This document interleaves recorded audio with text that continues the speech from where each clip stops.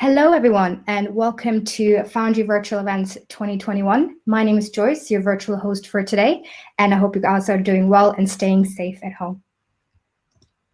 I'm really excited to be part of today's webinar and introducing some special guest speakers. Firstly, I'd like to introduce Ravi Ajit Chopra, executive producer, film and TV director, and of course, father of cognition, as I would like to say. So welcome, Ravi.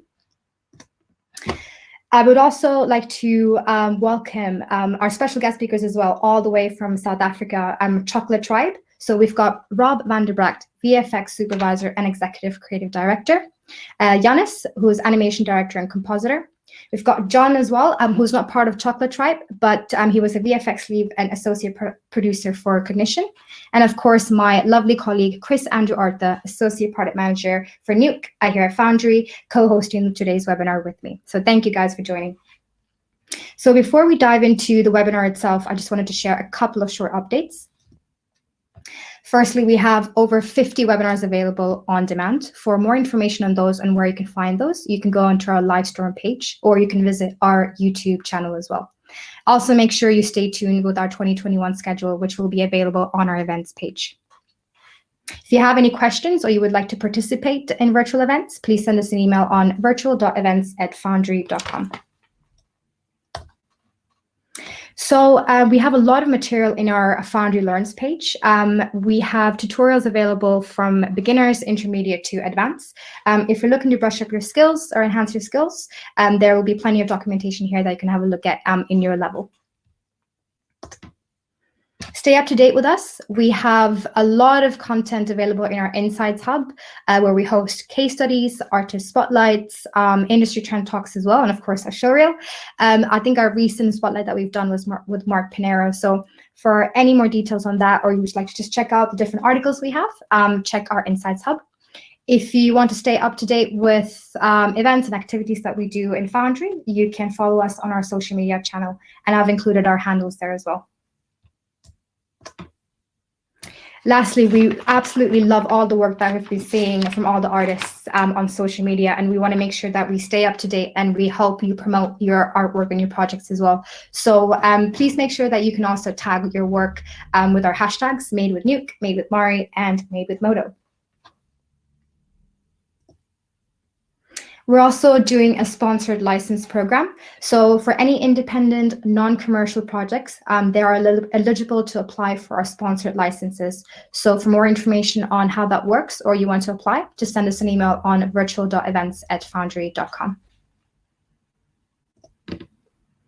I also just want to say a massive thank you for all of our supporters. We had 10 partner events in 2020, 30 Foundry presenters, 72 original webinar in 4 languages, 83 guest speakers from 39 studios, and 150 countries represented. So thank you all for supporting us, for participating, and I'm really looking forward to building this up moving forward. And that's it from me. Thank you again for joining. I'm going to hand over to Chris, who's going to be talking a little bit more about Nuke 13 beta. Thank you, and over to you, Chris. Thanks very much, Joyce. So Nuke 13 is in open beta. A number of you should have received an email alerting you to that, but if you haven't, this is me letting you know. We should be putting the link where you can go download the beta in the chat. And if you fancy having a look at what's in the new Nuke 13, and you have an active and valid maintenance, feel free to head over to that link and download it and give it a go. So without further ado, let me hand over now to Ravi, and he will go through and introduce his cognition.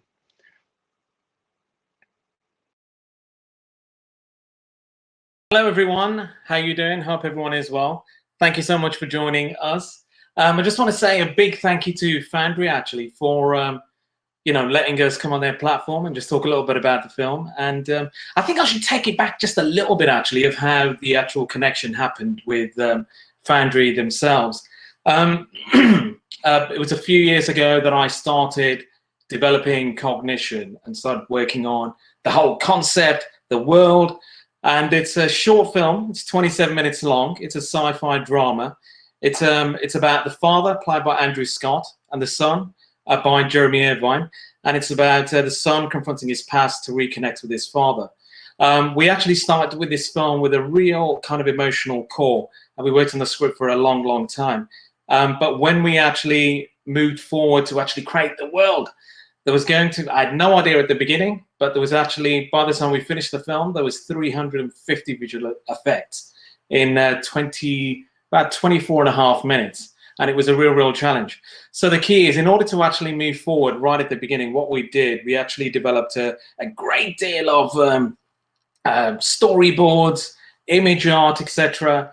And John Galley, who's going to be talking a bit later on today, he was the first one to actually join on Cognition with me on the VFX side. And then we actually approached Foundry, and we had a team, a few artists all over the world actually, but we actually wanted to work in Nuke because this was the kind of industry standard. And so we were very, very fortunate that we approached Foundry.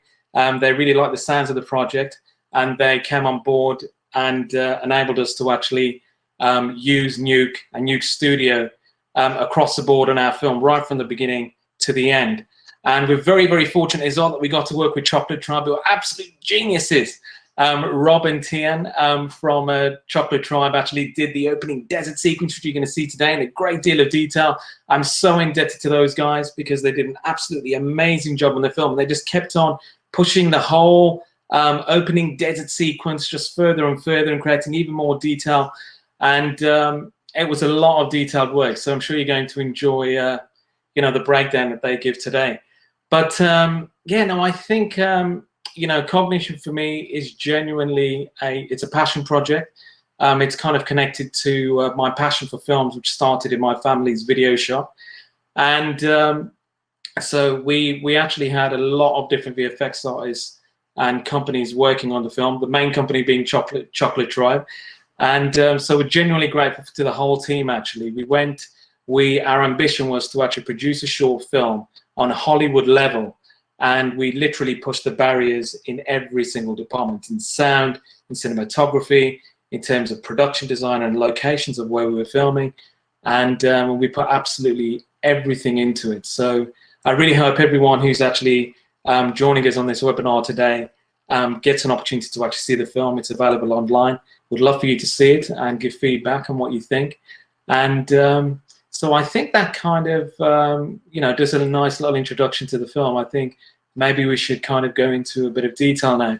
So just to let you know before Chocolate Tribe start, we shot all the desert green screen material in a studio in London. And it was one of the biggest green screen studios in London. And so we did all that first. And then the wizards at Chocolate Tribe came on board and did all their magic. So I think I'm going to introduce now the Chocolate Tribe team so they can actually continue talking in detail about the work that they did. And I think it's Rob who's going to be speaking next.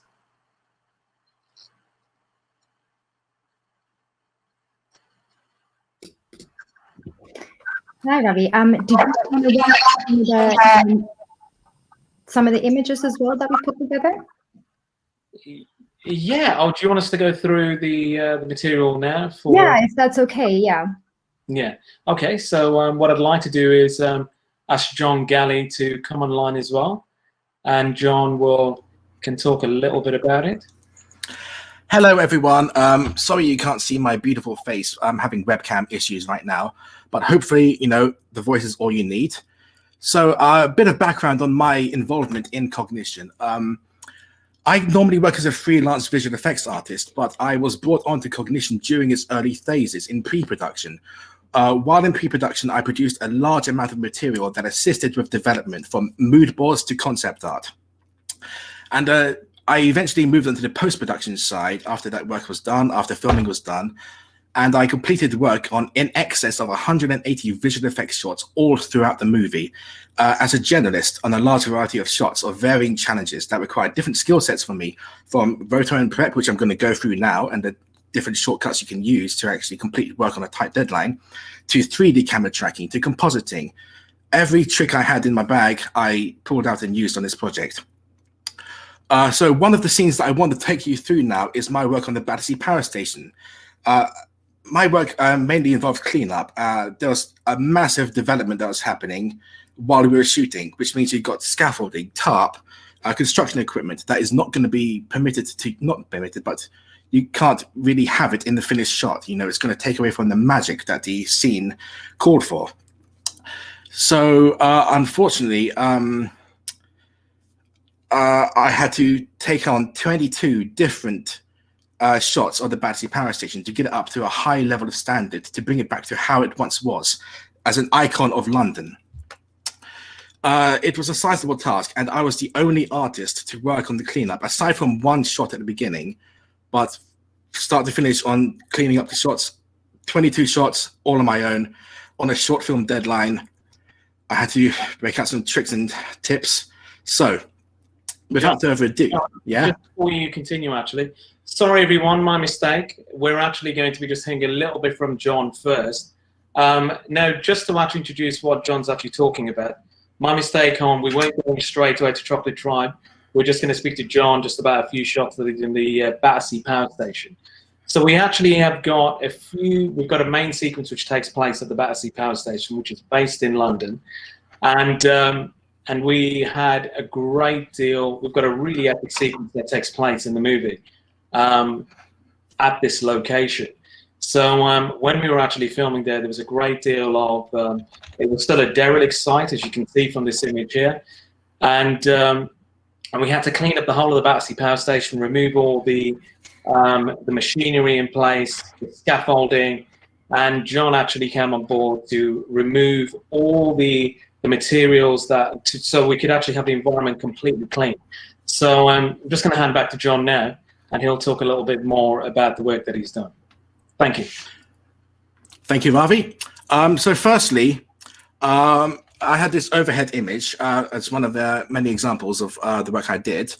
And, you know, it's quite a mess, isn't it? I had to remove lots of tarp, get rid of all the scaffolding inside the middle sections. And yeah, so firstly, what I did is I decided to frame hold every single bit of parallax and every single intersection that I would be experiencing, extract them with roto layers, and then paint them out using the simple clone stamp tool, just so I had every little bits and pieces. Now, I had many more layers than this, but, you know, you're talking nooks and crannies, you know, bits poking out the side and a few pixels, but these are the main chunks that I cleaned up and I set aside. Then I did a 3D camera track. Nuke's 3D camera tracker gets a bad rep, but it is invaluable. I promise you. You get really, really like impressive results really, really quickly. And on a short film deadline, I barely used any other, you know, proprietary software for the 3D camera tracking. Like Nuke's saved the day every single time.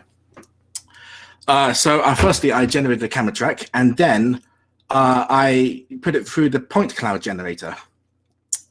The point cloud generator analyzes the camera track that you've created and then pretty much bakes it into a mesh for you.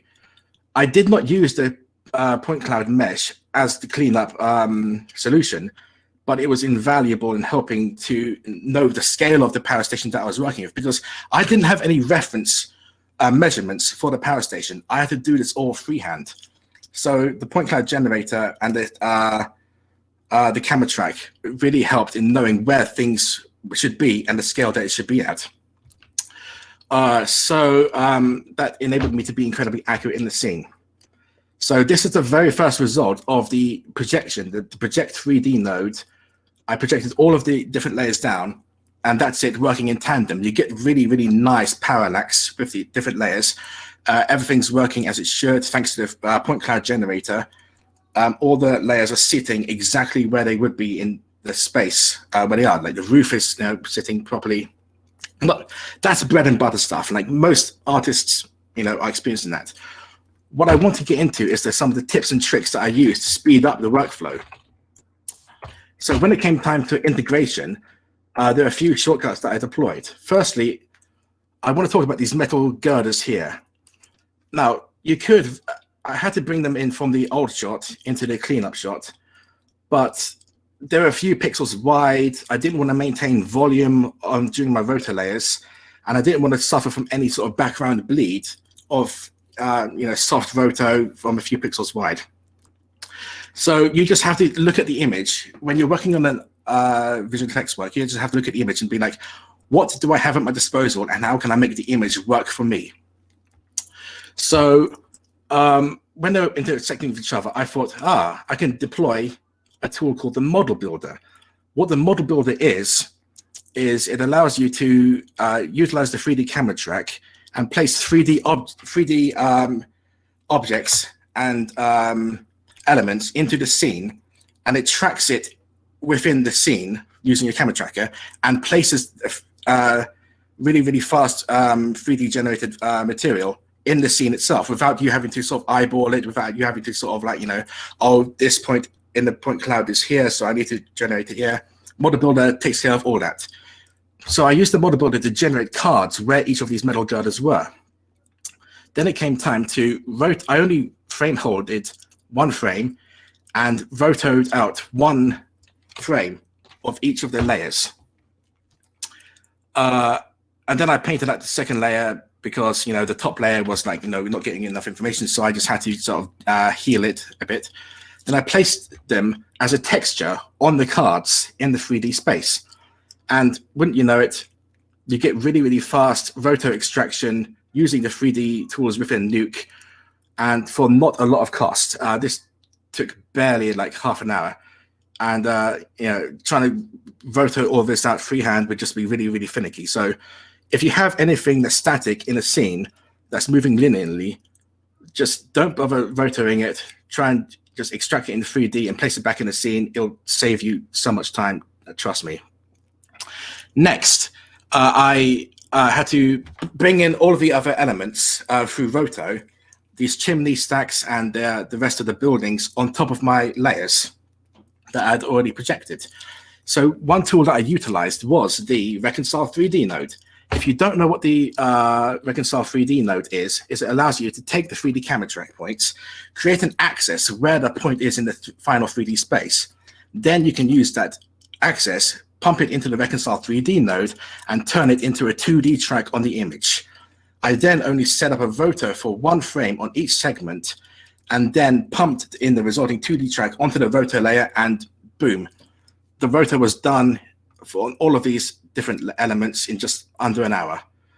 And for 22 shots on this scene, 180 shots that I had to work on the entire film, saving time was critical. And this was the final result of all the cleanup, of all the roto. I think I got this done in just a couple of days. And Nuke's tools were just a lifesaver in getting this done.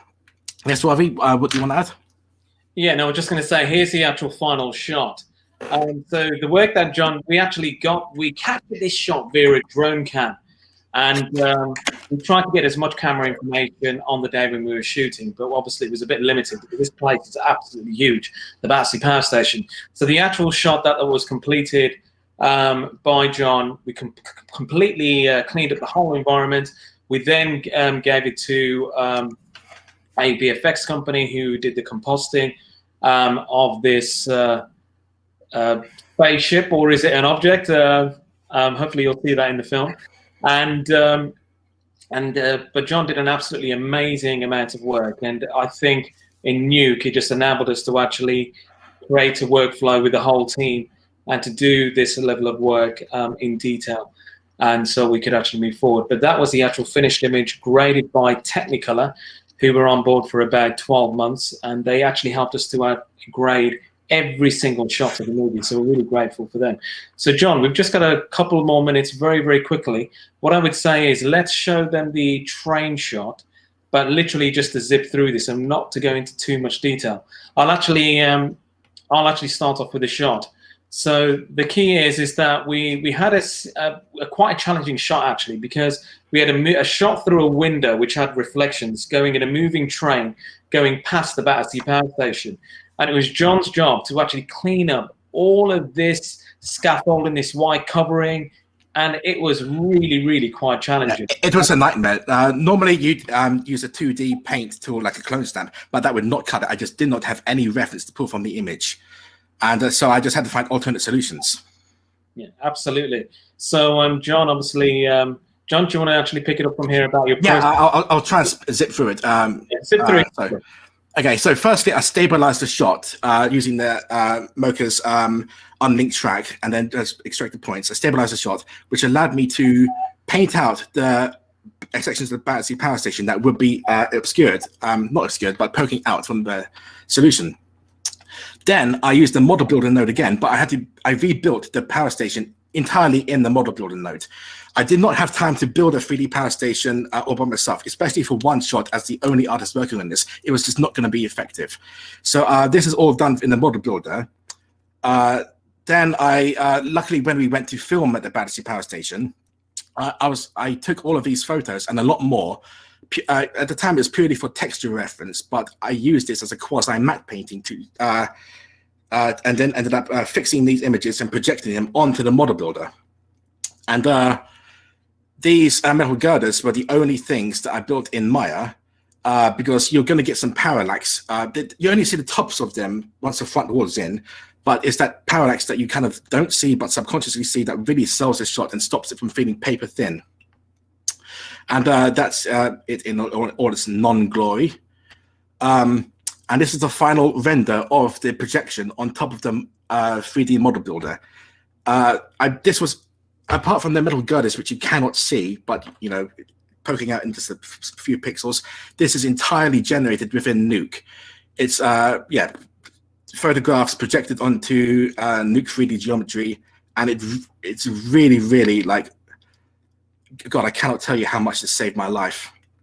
And this is the comp tree of the 3D building. And this is the front wall. I did not do a 3D pass for the front wall because it was just a 2D planar image. So I could get away with just a 2D track right onto the image. And that's it once again. And this is it placed over the clean plate that I generated. I had to take out some blue because we shot it on an overcast sky. So there was continuity issues there. So I just had to sort of like make it really desaturated in the background. And now for the dirt and the reflections. Yeah, go. Hey, Ravi. Now, please continue. We're just going to wrap it now, John. Yeah, so I basically frame held different elements that I could find, used the grade and exposure nodes to extract every single kind of nook and cranny of reflection and dirt that I could find, and piece them together into a really like mind-bending mosaic. And then this is the roto that I'd done, and then and now what you're seeing here is the final shot before the 3D artist took hold of it.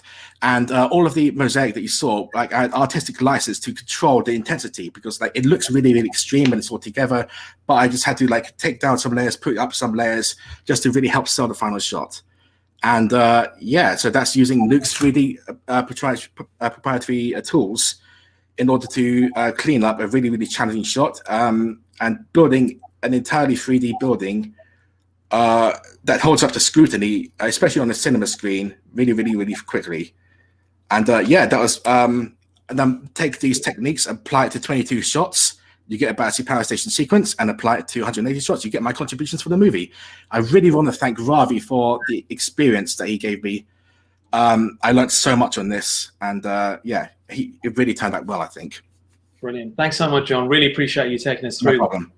We were going to actually show you the final composited image that Technical are graded, but it kind of reveals a bit too much from the last thing. So my apologies for not showing you the actual final shot. But we'll see it in the film if you do get a chance to see the movie. And so thank you so much, John. And I'm just going to bring it back to Joyce on who we're going to be moving on to next, please. Thank you. Lovely. Thank you so much, Ravi. So we're going to dive straight into the technical parts of what Chocolate Tribe has done. So enjoy the video.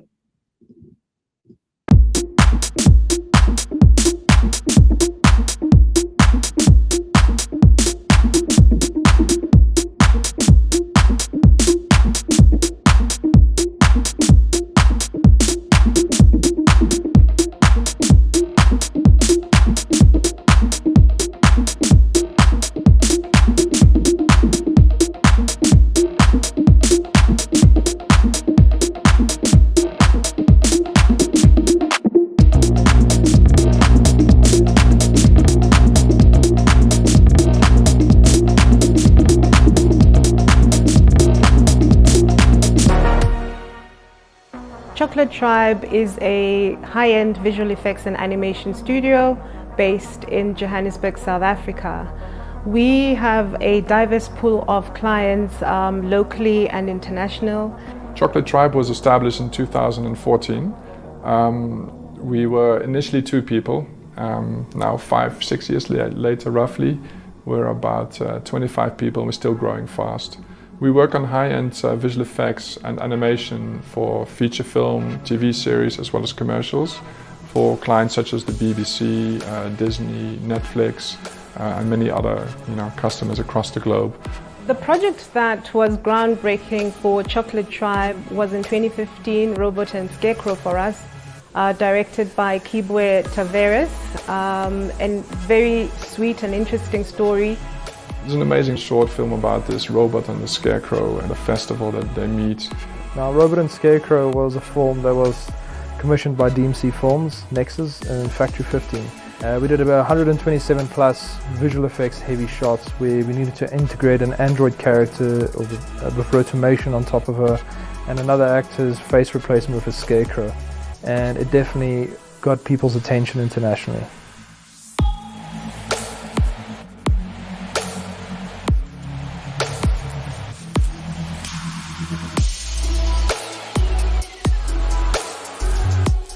Ravi approached us because of Robot and Scarecrow, and the studio at that time was using After Effects. So we initially went with After Effects because it was kind of the pipeline we had used on Robot and Scarecrow. Robot and Scarecrow was a team of probably 8 people, 9 people. It was quite a small team actually for what we had to do, but we felt that Cognition could be approached in a similar sort of way. So Ravi gave us an edit of the whole film.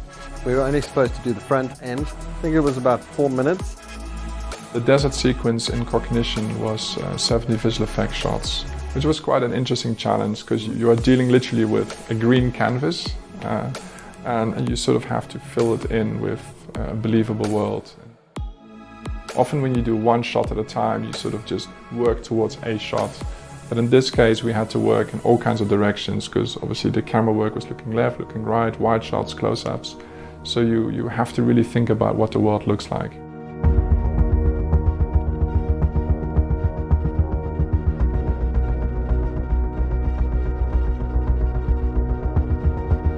So with Planet Vega, he had some concept drawings, mood boards, great concept ideas behind it.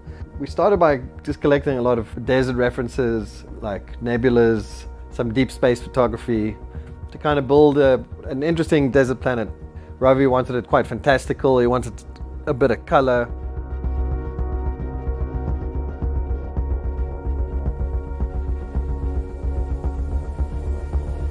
One of the things we found is that if you take something from one world, say underwater plants, and you put that in a desert scene, those worlds are so opposite to each other that you kind of immediately create something that is not right, something that the viewer goes, okay, that's not normal. And we found that worked really well. Putting underwater plants in a desert scene made it look more alien. Shifting the colors around always helps a little bit.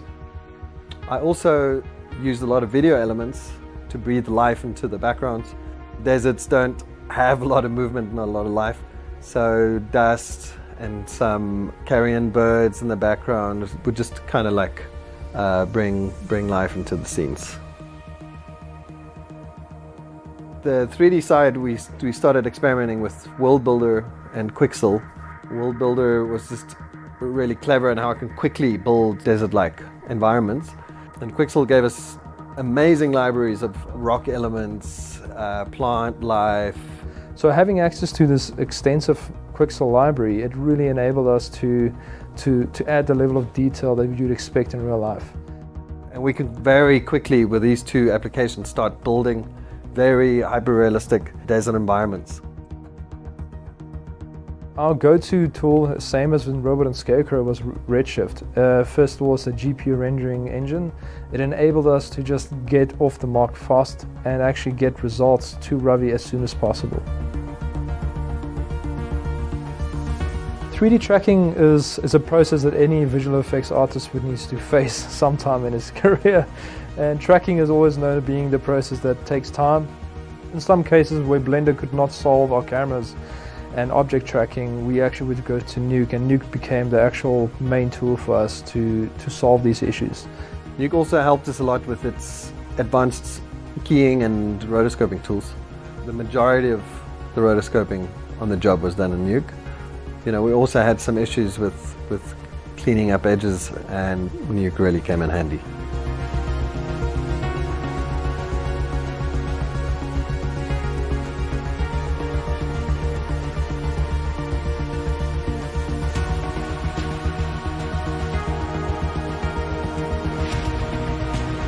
The 4 months turned into like a year.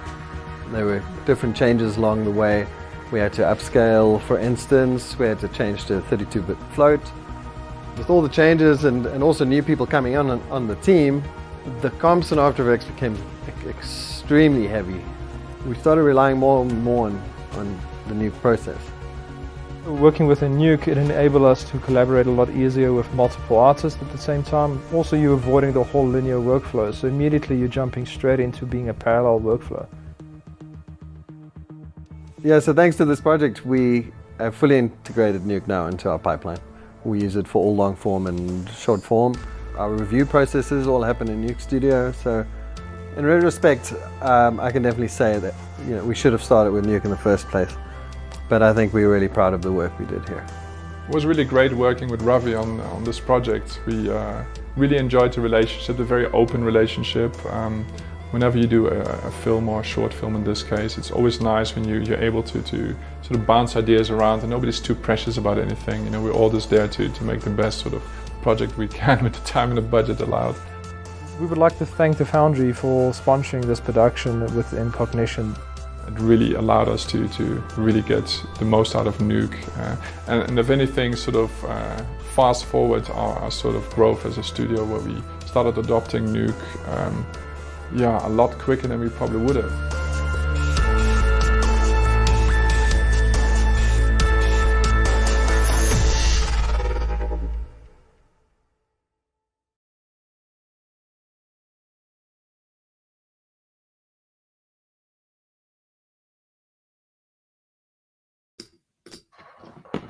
All right, shall we go over some of the questions? Oh, Chris, if you can hear us. Yep, sorry. Yeah, I'm here. No worries. Yeah, no. So I guess my first question to the guys basically would be, what is it that you love in Nuke and using Nuke? Go on. First one to answer. Oh, I think that Dana is coming on to stage. Oh, there you go. It's me. Hi everyone, I'm Giannis. Well, I would say just to start off, I think the cleaning up process, that's quite an important part, and the roto tools in Nuke, especially the planar tracker, that really comes in handy and speeds up the process. The fact that we can easily navigate comps, especially when we start to collaborate with other artists and hand over projects, it really makes a big difference being able to open up someone else's comp, quickly scan through and understand what's going on. That helps. And then obviously the compatibility with other 3D packages, and like John said earlier, the tracking and 3D tracking in Nuke is absolutely amazing. What else? I think in this project, like the CryptoMats, just knowing how slow CryptoMats are in other packages, the fact that you have all your channels down the pipeline, that's really amazing to quickly access all of these channels and to access all your cryptos, and it's really super fast. I think one other thing is to say one other thing that really helped us was with the review process is the versioning in Nuke Studio. That really helped us to quickly go, okay, let's go back to, and just kind of check the progress and compare shots. So I think to us that was really helpful. That's And yeah, really good to hear. That. Oh yeah, I was gonna throw it on to the rest of you as well. So I'll be sorry.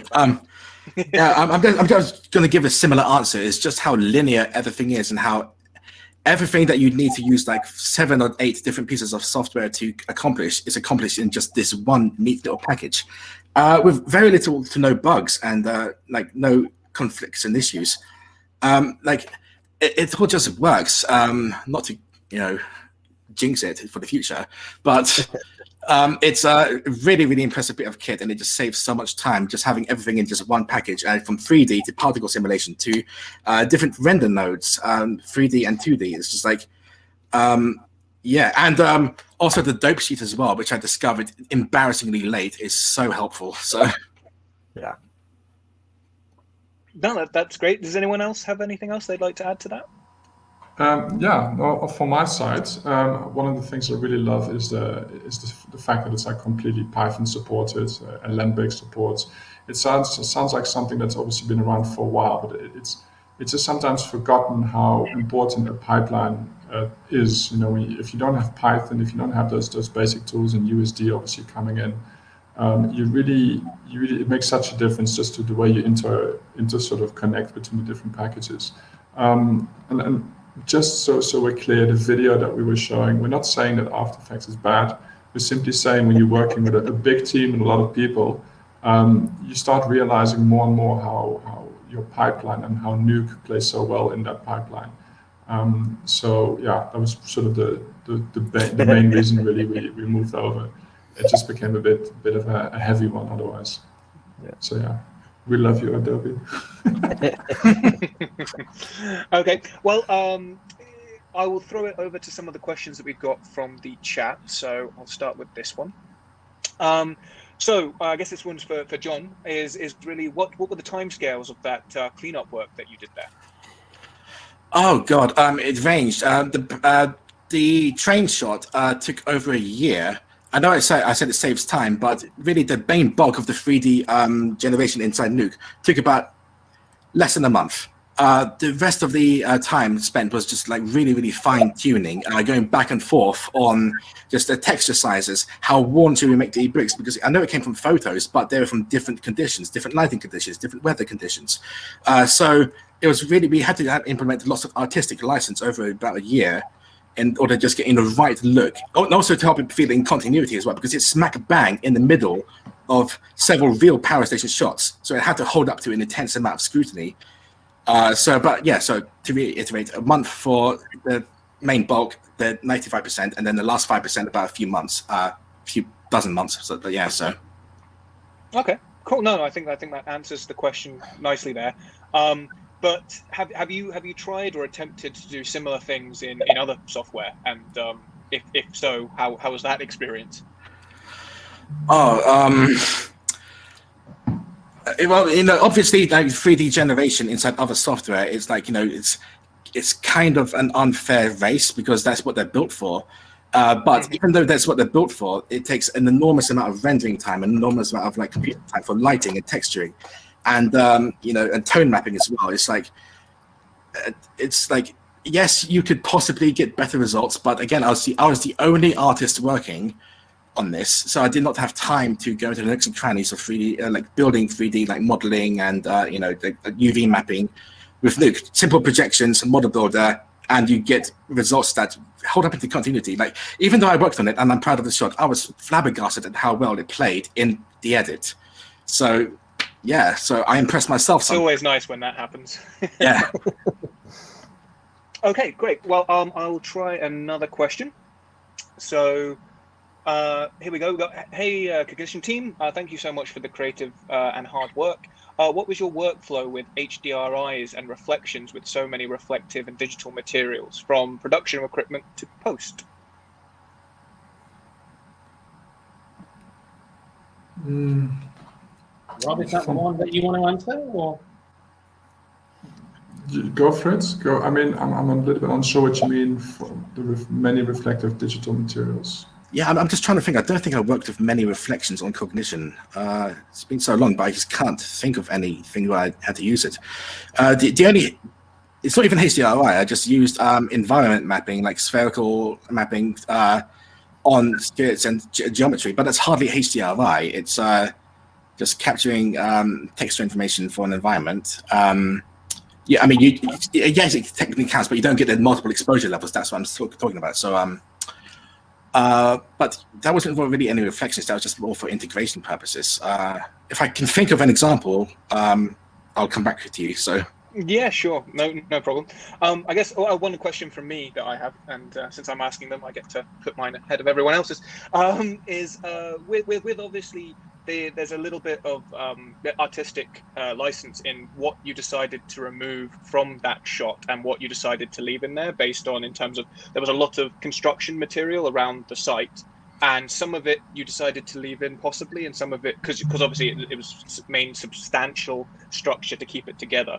What was the sort of decision-making process on that?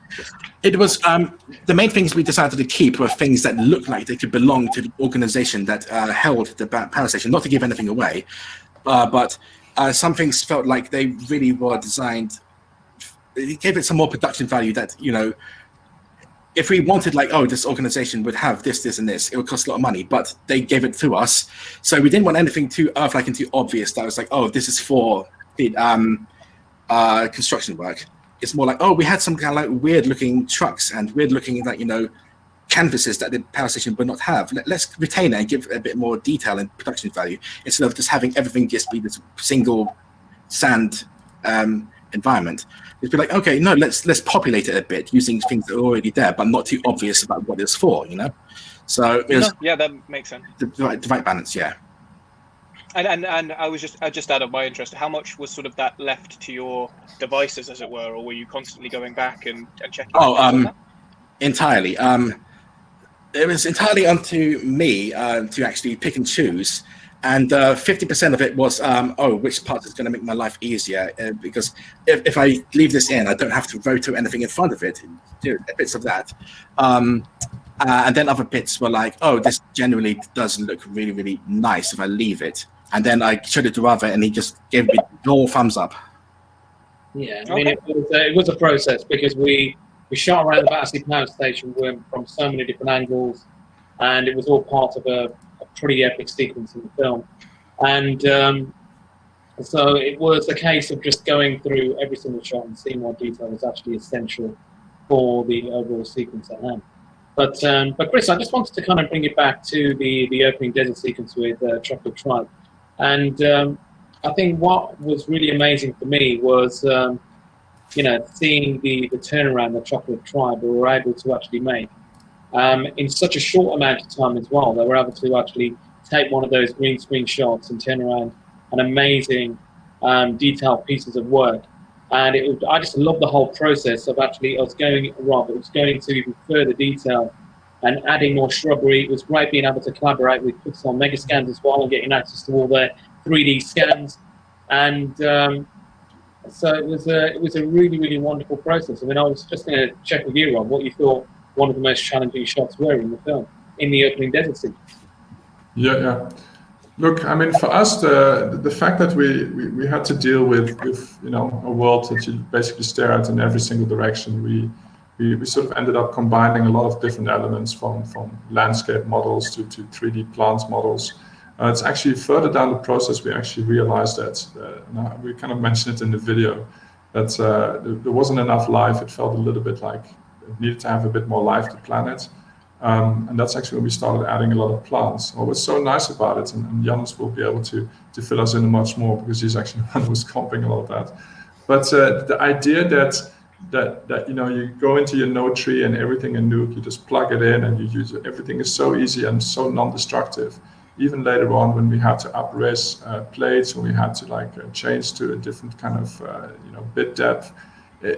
Because it was a Nuke, a lot of it, there was really no lost data. It was just a question of putting a couple of switches around, and yes, here and there, obviously certain things needed to be updated and tweaked.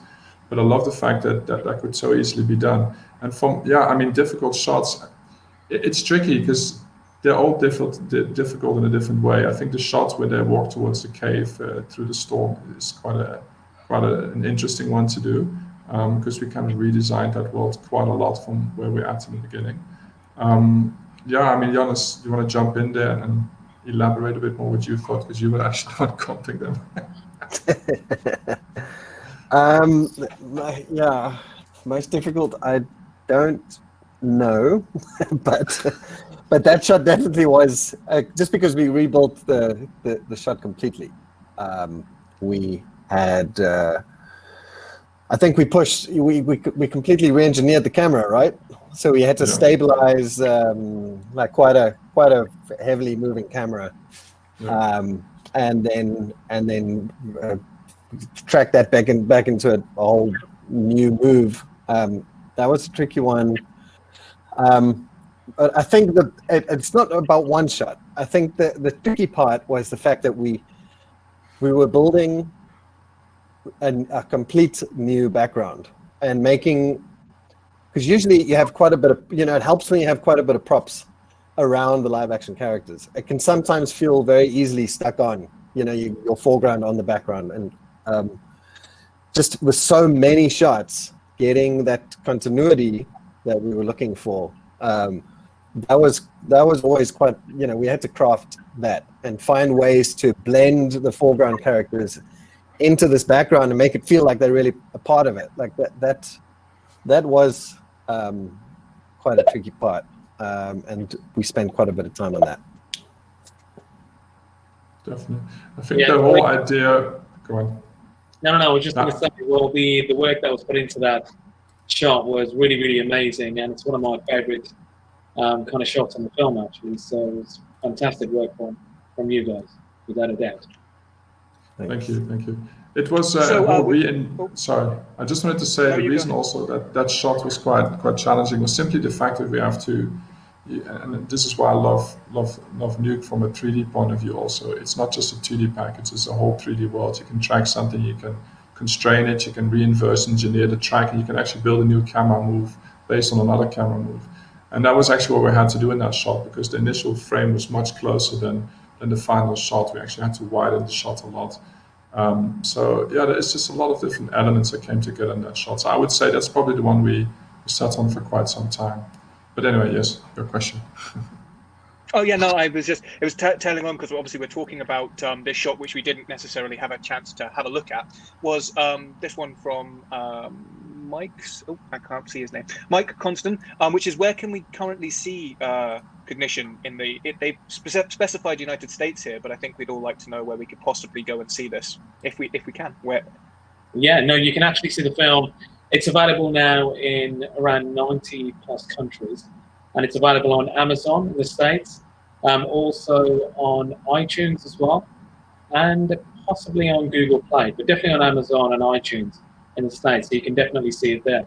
I mean, if you go to cognitionsci-fi.com, there's an actual link from the website which will take you to the platforms in your specific country where you can actually watch it. And okay. That's great. Cool. And moving on then, I guess I've got a good one here. So one for you, Ravi. Did you shoot specifically with VFX in mind? And if not, after the experience with this project, would you change much in the way that you shoot going forward? Yeah, no, definitely. We did shoot specifically with VFX in mind right from the start, actually. We had to, because there was so much visual effects work, and we were world building, we were creating a kind of an alien landscape. And the thing is that we already went out on a great deal of recceing to see various locations that would give us a kind of a dystopian setting in our movie. And we went to a lot of big feature film locations that were used in a lot of big movies. And as soon as we actually went there, we would actually be looking at, for example, we went into a giant water plant in Greater East London. As soon as we arrived there, this place had acid dripping from the walls. It was like a concrete monolith, this place was. They had these arches. When you see the film, it's a location with the arches. And as soon as I arrived there, I just thought, well, this place is absolutely amazing. All we had was concrete walls. So what we actually did, we knew that we were going to actually conceptualize and add a great deal of detail onto the actual walls. We were going to actually, we had, in this scene, we've actually got some kids sitting in these chairs. We built these wooden chairs. But these wooden chairs, we turned them into, we created these alien spinal columns, which then connected to the walls and the lighting in the walls. So we made the whole thing organic and just made it feel like it was breathing. So we did do it. We had a great VFX supervisor on set called Richard Gomes on that specific shoot. And so we got all the actual information that we required from the actual shoot. We had our VFX board for our lighting measurements and lighting references, and making sure that we got all the actual the lenses that we used and all the camera information, metadata. We're shooting on our Alexas, and looking back, I would say I think I would have actually, for the desert sequence especially, I would have loved to have worked with Rob just a little bit earlier. So we were kind of synchronistic from the actual point of shooting. That was the only thing that I would say, because Chocolate Tribe, I actually saw Chocolate Tribe's work online, and I was just blown away by the work they'd done on their project. And I thought, wow, it'd be amazing to get something like this, because they were creating work which was of a definitely of a certain production value that looked cinematic, and we wanted our film to be cinematic with all the sequences. So that was one thing that I would say, Chris, is that I think for any movie which is as visual effects heavy as this one is whoever you've got working with you on a specific sequence, get involved with them right from the beginning, and then let them know what your vision is and what you actually want to try and create and what you want to try and execute. Let them know, because then they will bring so much to the table and give you all the kind of technical detail that you'll need right from the actual inception of the idea. Yeah, no, it'd be very hard to go into anything without actually planning for what you're ending up going to be using the shots for in a lot of respects, I think. Which actually brings us on to one for Chocolate Tribe, which is what advice would you give to production teams after any lessons that you've learned from this production, and how would you change that, if you would? Hey. So, can I just? Yeah, I was just going to say, before Rob gives this answer, I just wanted to introduce Tian, who is an absolute VFX guru at Chocolate Tribe. And Tian and Rob were my points of contact at Chocolate Tribe, and they were absolute geniuses at what they do. And I'm just very grateful. I'm really glad that Tian's been able to come online as well to talk about his input, because it was really, really quite extensive. Tian, do you mind just letting people know what your position is? And then obviously Rob then pick up with your answer. Sure, no problem. Thanks, Ravi. And yeah, it was fantastic to be part of this production. From the get-go, like you said, when we kind of met up front, we kind of saw a synergy that we can definitely help you out on this production, and we love the idea of having like world building part of our additional skill sets to be contributing to the feature. And my role as a executive technical director at Chocolate Tribe, so I'm the guy doing all the sometimes pipeline development with Rob. Rob also loves it so much, but Rob's the creative guy. Gives me a lot of heads ups and hints on where to improve on what we do. But we love the challenge of building bigger worlds, set building extensions, especially as you guys can see on the green screen. It was a fantastic challenge, and we loved every bit of it. And yeah, it was a great opportunity. Thanks, Ravi. So, I mean, what I would say to production advice, I think don't underestimate the time it takes to world build, to design a world that is not just consistent in all directions, but even at the moment you do the green screen shoot, have a good idea, a very strong idea of your lighting, the sands, everything needs to be figured out. We replaced some of the sand, for example, on the shoot, because it was actually more like a building sand. It felt like it wasn't quite right with the desert sand.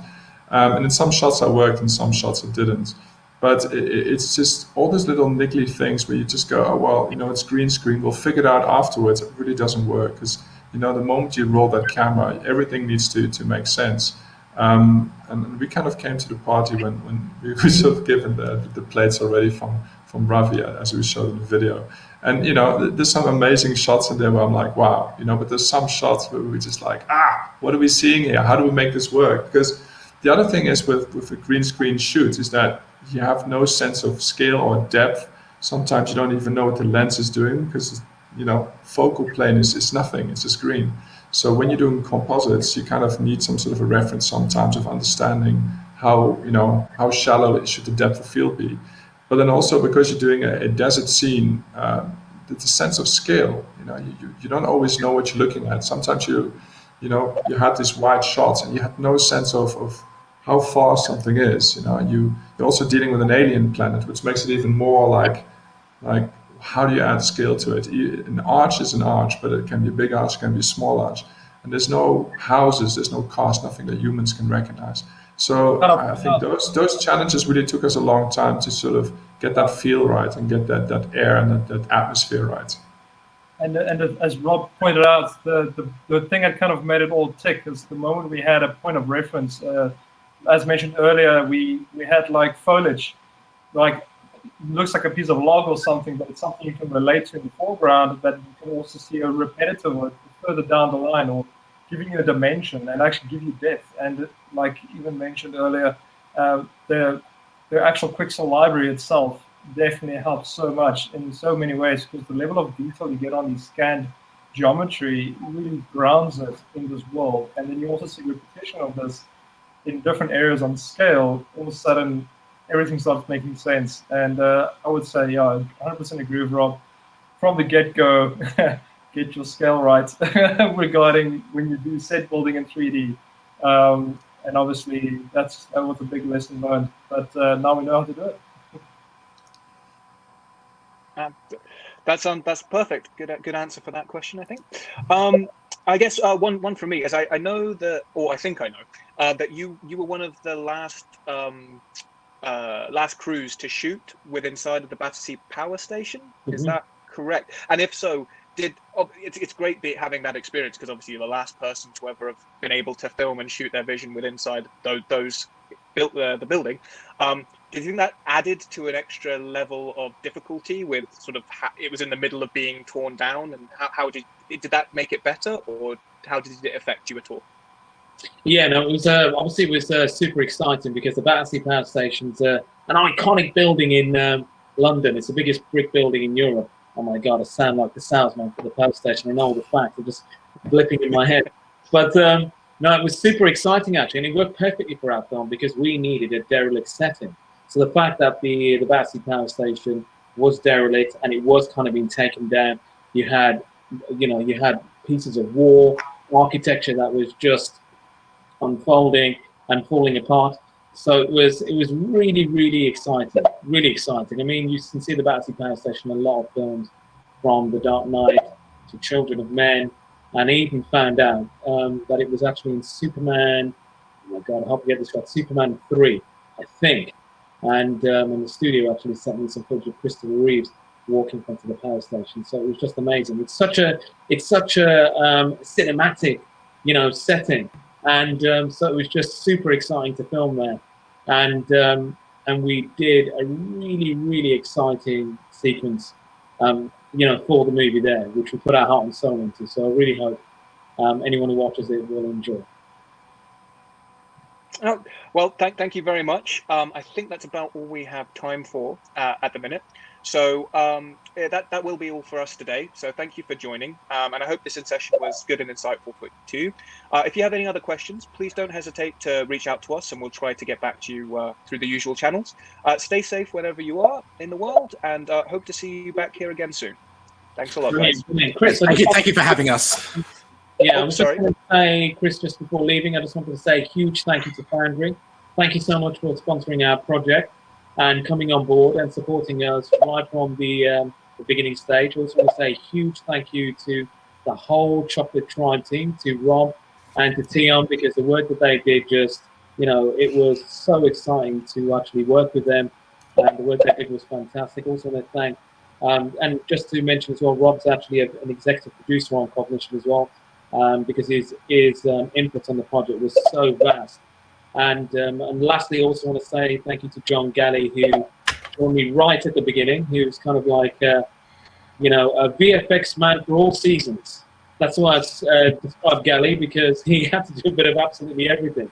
So, and I think our project would not have been possible without, a certain level of talent. And so just grateful to the whole team actually, and to for Foundry as well. Thank you. Thank you, Ravi, and thank you. And what I said earlier was thank you, Foundry, for having us on this event. No problem at all. We are very, very lucky and fortunate to be able, small part of helping you guys make your vision a reality.